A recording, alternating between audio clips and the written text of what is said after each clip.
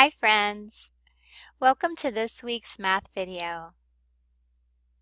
Today we're going to be learning all about long division. SOL 4.4c says the student will divide whole numbers, finding quotients with and without remainders. So let's begin by reviewing our division statements that we learned in the previous video. When you have a division statement written with words, you're going to read it like a simple sentence from left to right. 49 divided by 5. When you have a symbol that looks like this, you're also going to read it from left to right. 49 divided by 5. However, when you transfer it into this symbol, where you actually are doing the work of division, you will be flipping the numbers backwards and reading it backwards. 49 divided by 5. And then when it's written as a fraction, you're going to start from the top to the bottom. 49 divided by 5. So let's go ahead and actually do the division for 49 divided by 5. The first thing I like to do is write my math facts along the side for whatever the divisor is. So today our divisor is 5. So I'm just going to write them over to the side, or you can use a multiplication chart if that helps you. So my first question is, can I divide 5 into 4? No, 4 is too small. So I'm going to have to use the whole number, 49. Let's see how close we can get to 49 without going over. So I'm going to look down my list. I can go all the way to the bottom and use 5 times 9. So I'm not going to write my 9 above the 4 because I'm not dividing 4 by 5, I'm dividing 49 by 5. So I'm going to write that right above it. 9 times 5 is 45. And then I'm going to subtract and find what we have left over. And we have 4. So what we're going to do when we're working with remainders is we're going to write remainder 4. So our answer would be 9, remainder 4. Okay, so now it's your turn. I would like you to try to solve this by yourself, and then we'll do it together.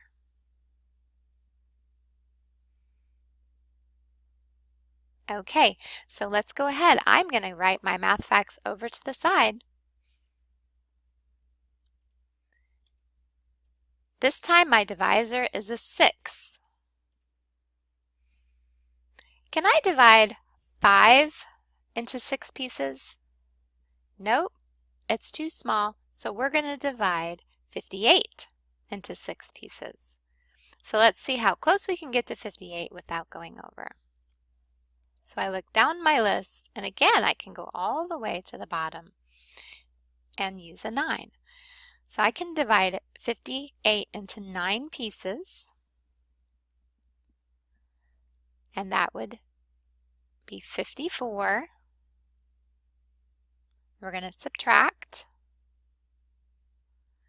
and we would have a remainder of 4 again.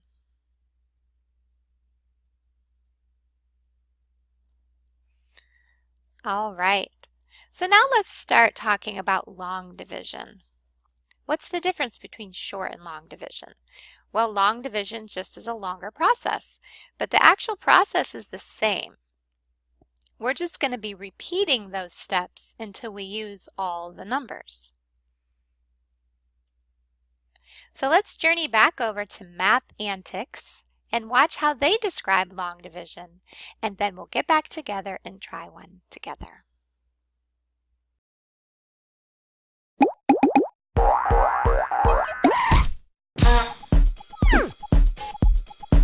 Hi, welcome to Math Antics. In this lesson, we're going to learn about long division.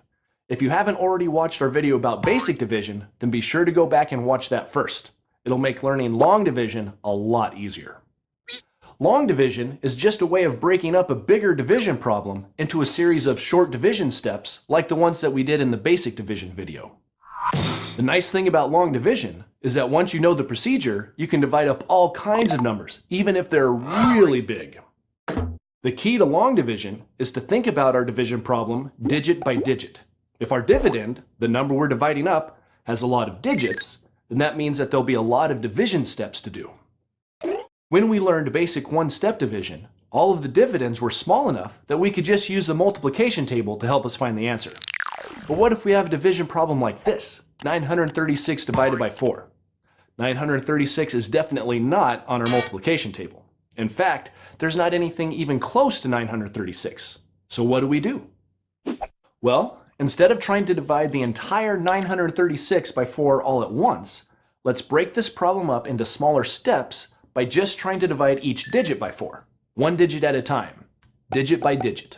Do you remember how with multi-digit multiplication and addition, we always start with the smallest digit, the ones place digit, and we work from right to left?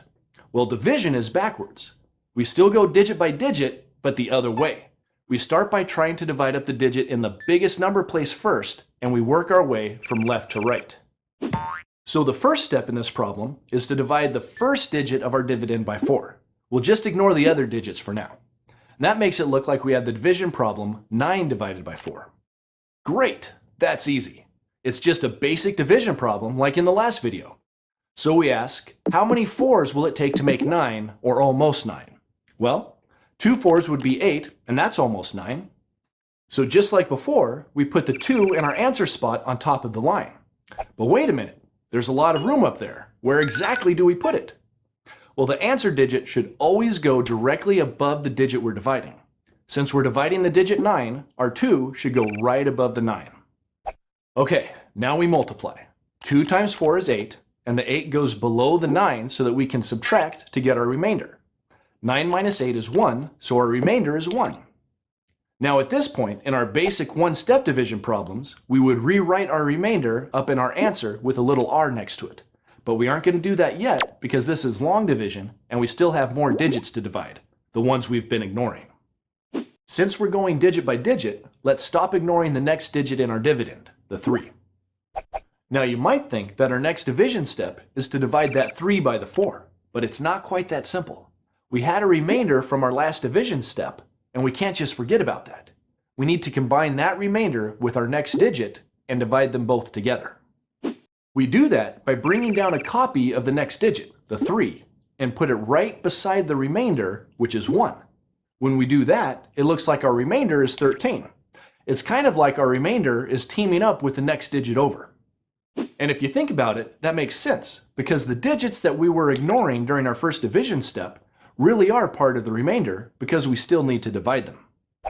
Okay, so bringing down that next digit makes our remainder bigger. And that's good because before the remainder was so small that 4 couldn't divide into it. But now it's 13 and 4 will divide into 13. So we ask, how many 4s will it take to make 13? Well, 3 4s would be 12, and that's really close without being too big. So let's put 3 in our answer line. Yep, it goes right over the 3 because that's the next digit we were dividing in this digit by digit process. And then 3 times 4 is 12, which we put right below the 13 so that we can subtract to get the next remainder, which will also be 1. See how we're just repeating the basic division procedure? But we're going further down the screen as we do. All right, now that we have a new remainder, it's time for our next division step. Let's stop ignoring the last digit in the dividend, the 6, and bring down a copy of it to team up with our new remainder. Together, they form a remainder of 16. Aha! That's good because it's going to be easy to divide 4 into 16 because 16 is a multiple of 4. It takes exactly 4 4s to make 16. So we put a 4 in the last place of our answer line, and then we write the 16 below our new remainder. Now, if we subtract 16 from 16, we see that our last remainder will be 0, which means there's no remainder left. That's great! We solved the whole division problem, digit by digit, by breaking it up into 3 basic division steps. And now we know that 936 divided by 4 equals 234. And we also know why they call it long division. In fact, that was so long I think I need a coffee break. Oh, man, that was some long division. Whew, let's see.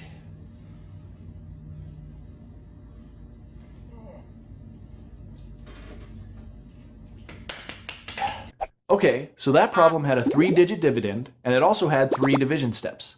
But the number of steps isn't always the same as the number of digits we have. And that's because the number of steps also depends on how big our divisor is. To see what I mean, let's work 2 division problems side by side. These both look like the basic one-step division problems that you did in the last video, don't they? But as you'll see, one of them is actually a 2-step problem. Let's start with the first problem, 72 divided by 8. We just ask how many 8s does it take to make 72, or almost 72. Well, that's easy. On our multiplication table, you can see that 72 is a multiple of 8. 8 times 9 equals 72. So we put 9 in our answer line, and we write 72 below, and we see that we have no remainder. Now let's try the next problem, 72 divided by 3. If we ask how many 3s will it take to make 72, or almost 72, we can see that the answer is not on our multiplication chart. The biggest multiple of 3 listed there is 30, which isn't even close. The reason is that this should really be a 2-step problem. Let's try using the new digit by digit method we just learned. Instead of asking how many 3s make 72, let's just focus on the first digit and ask how many 3s does it take to make 7. Ah, that's easy. 2 3s would give us 6, which is very close, so let's put a 2 in the answer line right above the 7. Then we multiply 2 times 3, and that makes 6, and we subtract 6 from 7 to get a remainder of 1. Now for the second step. We bring down a copy of the next digit, the 2, and we combine it with the 1 to get a new remainder of 12. Then we ask, how many 3s does it take to make 12? And the answer to that is exactly 4.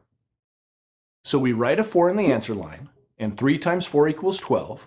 12 minus 12 equals 0, so we have no remainder. We're done. 72 divided by 3 is 24. Now here's the interesting thing about these examples. The first problem could have been a 2-step problem also. If we had taken it digit by digit, we would have first asked how many 8s does it take to make 7, or almost 7. But the answer would have been 0, since 8 is too big to divide into 7. We would have put 0 in our answer line, and the remainder would have just been 7. So basically, we just skip that step. And that'll happen with digit by digit division sometimes. If the number's too small to divide into, you just put a 0 in the answer line, and you move on to the next digit. Okay, now that you know the procedure for long division, are you ready to see a really long problem? Good, I thought so. Let's divide 315,270 by 5. Now don't worry, it's really not that hard if you just go digit by digit. I'm gonna work the problem pretty fast, so don't worry if you don't follow all the math. Just focus on the repeating division process as we go along. Are you ready? The first digit is 3. How many times will 5 divide into 3? 0. 5's too big, so let's just skip that step and combine our first digit with our next digit. So how many times does 5 divide into 31? 6. 6 times 5 is 30, and 31 minus 30 gives us a remainder of 1. Now on to the third digit. We bring a copy of it down to join with the remainder. And we ask how many times will 5 divide into 15? 3. 3 times 5 is 15, and 15 minus 15 is 0. On to the next digit. Now even though our previous remainder was 0, we still bring down a copy of the next digit. Now we ask, how many times will 5 divide into 2? 0. 5's too big, so we need to move on to the next digit and bring a copy of it down also. There, that's better. Now we ask, how many times will 5 divide into 27? 5. 5 times 5 is 25, and 27 minus 25 gives us a remainder of 2. Now for that last digit, which is a 0. And you might wonder, why do we even have to bring a copy of a 0 down? Isn't that nothing? But the 0 is an important placeholder, and when we bring a copy of it down, it changes our remainder of 2 into a remainder of 20. Now that's a big difference. Now we ask, how many times will 5 divide into 20? 4. 4 times 5 is 20, and 20 minus 20 is 0. Yes, we're done. There's no more digits to divide, and you can see that our final answer is 63,054. All right, that's a procedure for long division. As you can see, it's kind of complicated, so don't get discouraged if you're confused at first. Like almost everything, it just takes practice. So, As you get ready to practice some long division problems on your own, here's a few tips that'll help you out. First, if you haven't already done it, memorizing your multiplication table will really help with division. Second, when you're working problems, it's really important to write neatly and stay organized. If your writing's messy, it might be hard to keep your columns lined up, and that could lead to mistakes. And if that's the case, try using graph paper to help keep things lined up. Third, start with some smaller 2 or 3 digit dividends, so you only have a few division steps to do. Then work up to the longer problems. And last of all, after each practice problem you do, check your answer with a calculator. That will let you know right away if you've made any mistakes so you can correct them, and most importantly, learn from them. And it will give you practice with a calculator, which is also important. All right, that's all for this lesson. Thanks for watching Math Antics, and I'll see you next time. Learn more at mathantics.com.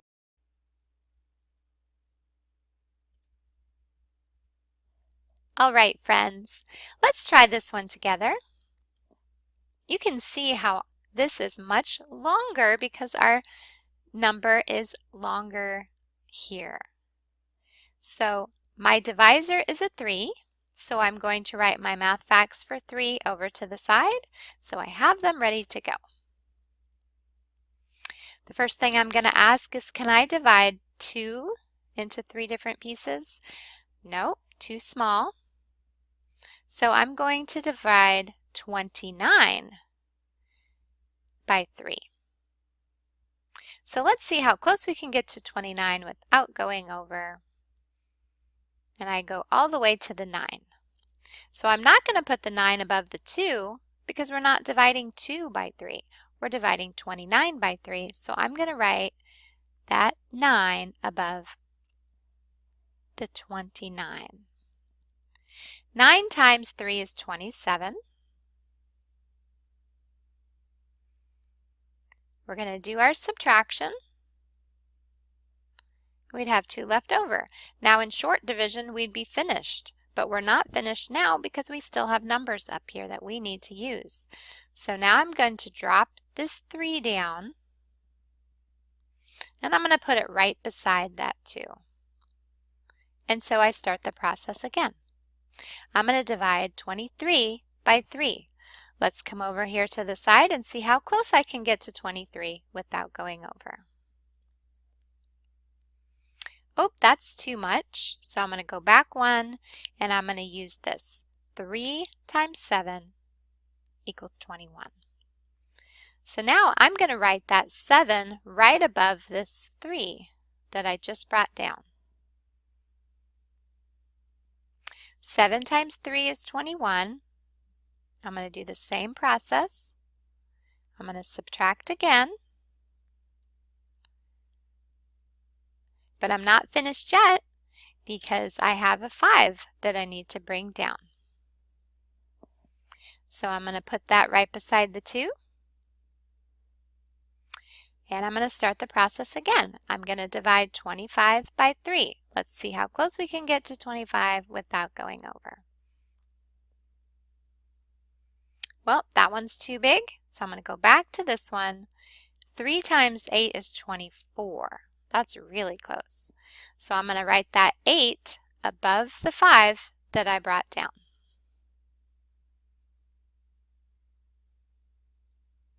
8 times 3 is 24. Do my subtraction, and I have 1 left. And there are no numbers to bring down anymore, and since we're working with remainders, we're going to write that as a remainder. Remainder 1. So 2,935 divided by 3 equals 978 with the remainder of 1. All right, it's time for you to try this one by yourself. Go ahead and take a look at that. Use your paper and pencil and do your very best, nice and neatly, and let me know what you think.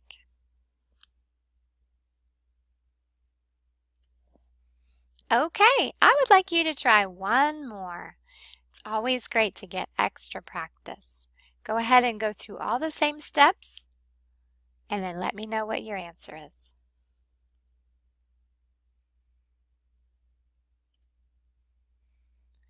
Okay, friends, I want to tell you that what you do every day matters more than what you do every once in a while.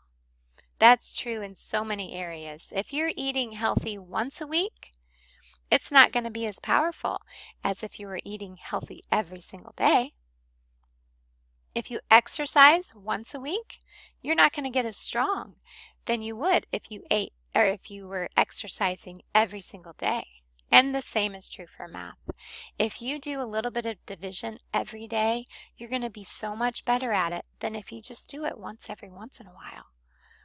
So let's make sure we're practicing long division every day. Even if it's only one problem, it will make you stronger. Now you're going to see this poster over here to the side, and yes, I'm going to send this one to you as well. So this kind of walks you through each of the steps in a fun little pictorial way that you can hang in your study area so you can try to remember. All right, friends, thanks so much for watching. Have a wonderful day.